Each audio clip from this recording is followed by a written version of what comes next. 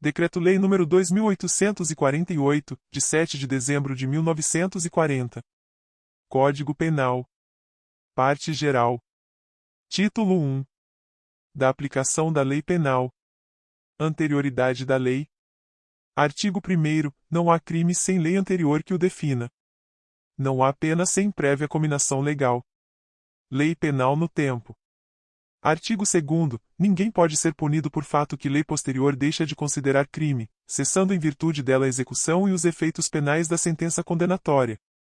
Parágrafo único. A lei posterior, que de qualquer modo favorecer o agente, aplica-se aos fatos anteriores, ainda que decididos por sentença condenatória transitada em julgado. Lei excepcional ou temporária. Artigo 3º. A lei excepcional ou temporária, embora decorrido o período de sua duração ou cessadas as circunstâncias que a determinaram, aplica-se ao fato praticado durante sua vigência. Tempo do crime. Artigo 4º. Considera-se praticado o crime no momento da ação ou omissão, ainda que outro seja o momento do resultado. Territorialidade. Artigo 5º. Aplica-se a lei brasileira, sem prejuízo de convenções, tratados e regras de direito internacional, ao crime cometido no território nacional. Parágrafo 1º. Para os efeitos penais, consideram-se como extensão do território nacional as embarcações e aeronaves brasileiras, de natureza pública ou a serviço do governo brasileiro onde quer que se encontrem, bem como as aeronaves e as embarcações brasileiras, mercantes ou de propriedade privada, que se achem, respectivamente, no espaço aéreo correspondente ou em alto mar. Parágrafo 2º. É também aplicável a lei brasileira aos crimes praticados a bordo de aeronaves ou embarcações estrangeiras de propriedade privada, achando-se aquelas em pouso no território nacional ou em voo no espaço aéreo correspondente, e estas em porto ou mar territorial do Brasil. Lugar do crime.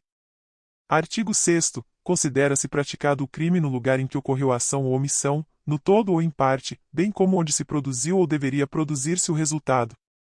Extraterritorialidade. Artigo 7º. Ficam sujeitos à lei brasileira, embora cometidos no estrangeiro. Inciso 1. Os crimes. Alínea A. Contra a vida ou a liberdade do Presidente da República. B. Contra o patrimônio ou a fé pública da União, do Distrito Federal, de Estado, de território, de município, de empresa pública, sociedade de economia mista, autarquia ou fundação instituída pelo poder público. C. Contra a administração pública, por quem está a seu serviço. D. De genocídio, quando o agente for brasileiro ou domiciliado no Brasil. Inciso 2. Os crimes.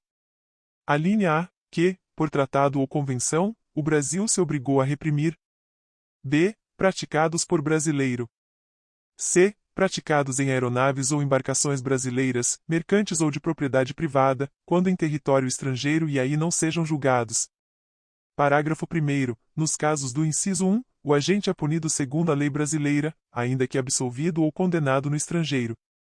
Parágrafo 2º. Nos casos do inciso 2, a aplicação da lei brasileira depende do concurso das seguintes condições. Alínea A. Entrar o agente no território nacional. B. Ser o fato punível também no país em que foi praticado. C. Estar o crime incluído entre aqueles pelos quais a lei brasileira autoriza a extradição. D. Não ter sido o agente absolvido no estrangeiro ou não ter aí cumprido a pena. E. Não ter sido o agente perdoado no estrangeiro ou, por outro motivo, não estar extinta a punibilidade, segundo a lei mais favorável. Parágrafo 3º. A lei brasileira aplica-se também ao crime cometido por estrangeiro contra brasileiro fora do Brasil, se, reunidas as condições previstas no parágrafo anterior.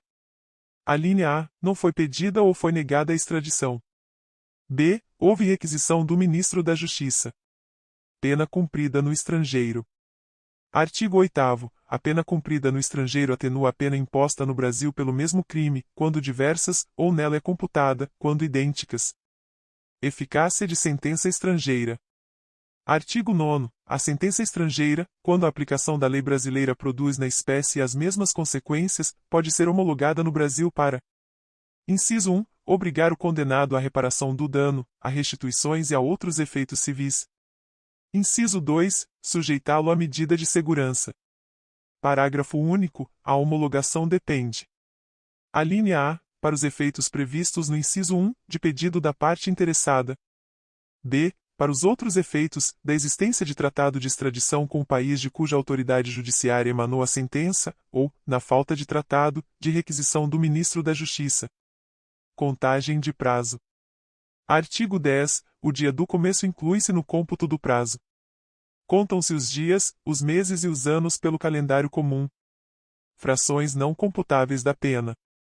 Artigo 11. Desprezam-se, nas penas privativas de liberdade e nas restritivas de direitos, as frações de dia, e na pena de multa, as frações de cruzeiro. Legislação especial. Artigo 12. As regras gerais deste Código aplicam-se aos fatos incriminados por lei especial, se esta não dispuser de modo diverso. Título 2. Do crime. Relação de causalidade. Artigo 13. O resultado, de que depende a existência do crime, somente é imputável a quem lhe deu causa. Considera-se causa a ação ou omissão sem a qual o resultado não teria ocorrido. Superveniência de causa independente. Parágrafo 1º. A superveniência de causa relativamente independente exclui a imputação quando, por si só, produziu o resultado, os fatos anteriores, entretanto, imputam-se a quem os praticou. Relevância da omissão. Parágrafo 2º. A omissão é penalmente relevante quando o omitente devia e podia agir para evitar o resultado. O dever de agir incumbe a quem? Alínea A. Tenha por lei obrigação de cuidado, proteção ou vigilância. B. De outra forma, assumiu a responsabilidade de impedir o resultado. C. Com seu comportamento anterior, criou o risco da ocorrência do resultado. Artigo 14. Disse o crime. Crime consumado. Inciso 1. Consumado, quando nele se reúnem todos os elementos de sua definição legal. Tentativa. Inciso 2. Tentado, quando, iniciada a execução, não se consuma por circunstâncias alheias à vontade do agente. Pena de tentativa. Parágrafo único. Salvo disposição em contrário, pune-se a tentativa com a pena correspondente ao crime consumado, diminuída de 1 a 2/3. Desistência voluntária e arrependimento eficaz. Artigo 15. O agente que, voluntariamente, desiste de prosseguir na execução ou impede que o resultado se produza, só responde pelos atos já praticados. Arrependimento posterior. Artigo 16. Nos crimes cometidos sem violência ou grave ameaça à pessoa, reparado o dano ou restituída a coisa, até o recebimento da denúncia ou da queixa, por ato voluntário do agente, a pena será reduzida de 1 a 2/3. Crime impossível. Artigo 17. Não se pune a tentativa quando, por ineficácia absoluta do meio ou por absoluta impropriedade do objeto, é impossível consumar-se o crime. Artigo 18. Disse o crime. Crime doloso. Inciso 1. Doloso, quando o agente quis o resultado ou assumiu o risco de produzi-lo. Crime culposo. Inciso 2. Culposo, quando o agente deu causa ao resultado por imprudência, negligência ou imperícia. Parágrafo único. Salvo os casos expressos em lei, ninguém pode ser punido por fato previsto como crime, senão quando pratica dolosamente. Agravação pelo resultado. Artigo 19. Pelo resultado que agrava especialmente a pena, só responde o agente que o houver causado ao menos culposamente. Erro sobre elementos do tipo.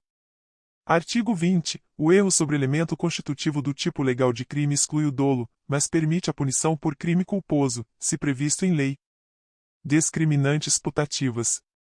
Parágrafo 1º. É isento de pena quem, por erro plenamente justificado pelas circunstâncias, supõe situação de fato que, se existisse, tornaria a ação legítima. Não há isenção de pena quando o erro deriva de culpa e o fato é punível como crime culposo. Erro determinado por terceiro. Parágrafo 2º. Responde pelo crime o terceiro que determina o erro. Erro sobre a pessoa. Parágrafo 3º. O erro quanto à pessoa contra a qual o crime é praticado não isenta de pena. Não se consideram, neste caso, as condições ou qualidades da vítima, senão as da pessoa contra quem o agente queria praticar o crime. Erro sobre a ilicitude do fato. Artigo 21. O desconhecimento da lei é inexcusável. O erro sobre a ilicitude do fato, se inevitável, isenta de pena, se evitável, poderá diminuí-la de 1/6 a 1/3.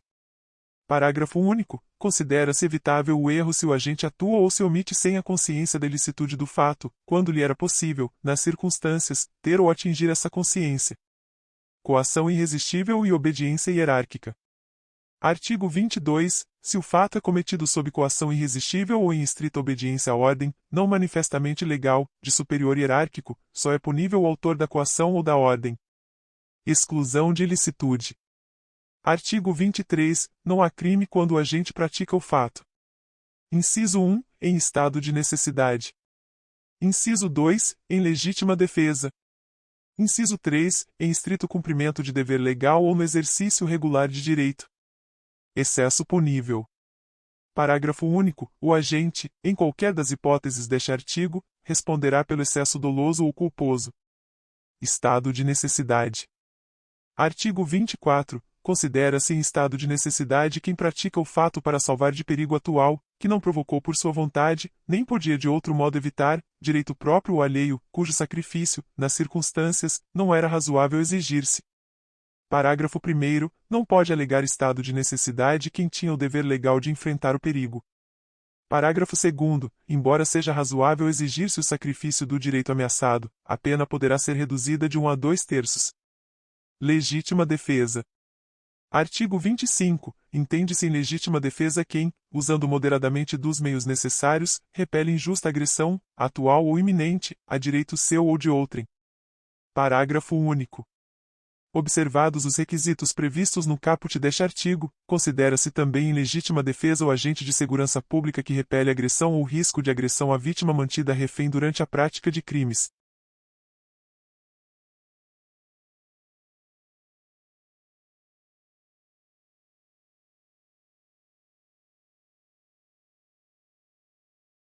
Bem-vinda e bem-vindo à Legislação e Áudio com IA, onde a tecnologia cria som e imagem para democratizar o conhecimento jurídico. Aqui nós e você aperfeiçoamos juntos a tecnologia para produzir conteúdos cada vez mais precisos e acessíveis. Seu papel é vital. Para garantir melhor experiência, contamos com 2 níveis de qualidade. No nível GPT, o conteúdo é refinado pelas tecnologias com a ajuda do GPT. Agora o seu like e críticas da pronúncia e do texto são essenciais. No nível comunidade, seu vídeo foi relançado incorporando o seu desejo e o da comunidade do canal. Agora o seu like e comentários positivos decidirão a prioridade do próximo vídeo desta norma. Estamos prontos para começar. Você mostrando as melhorias necessárias e nós criando novos vídeos. Sua participação é o nosso maior incentivo.